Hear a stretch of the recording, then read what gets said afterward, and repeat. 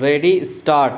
Sir, I beg to move that the bill to provide for the payment of equal remuneration to men and women workers and for the prevention of discrimination on the ground of sex against women in the matter of employment and for matters connected therewith or incidental thereto be taken into consideration.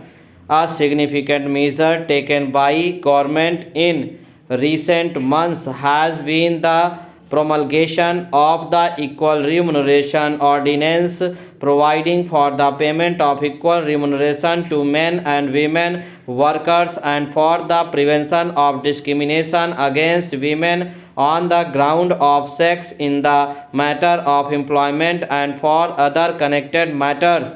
This measure is significant not only because it coincides with the International Women's Year and brings us fully in line with accepted international standards, but also because it brings immediate relief to millions of our women fold employed or seeking employment, as most of these women belong to the weaker sections of the community and are largely employed in agriculture and unorganized sector of industry. It is only appropriate that this measure was taken on a priority basis as a part of the government's policy of improving the condition of the weaker and exploited sections of the community.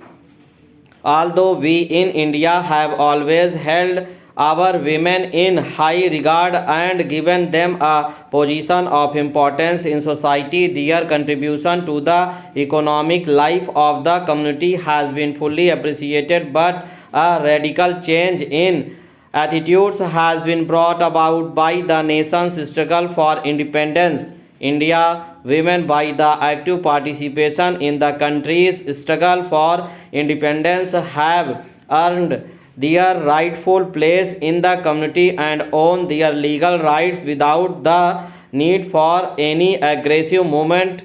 Their claim for a position of complete equality in law was justified in terms of their significant contribution to the cause of the country freedom. It was fully reorganized by the founding fathers of the Indian Republic. The Indian Constitution provides the right of equal opportunity for employed men and women without distinction. Article 15 of the Constitution prohibits any discrimination on grounds of sex, and Article 39 or our Constitution of India envisages that the state shall direct its polity against other things towards securing that there is equal pay for equal work for both men and women.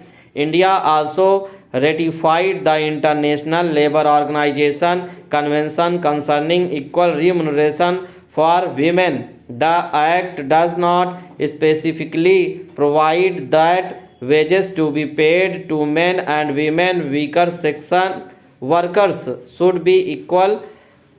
Consequently, stop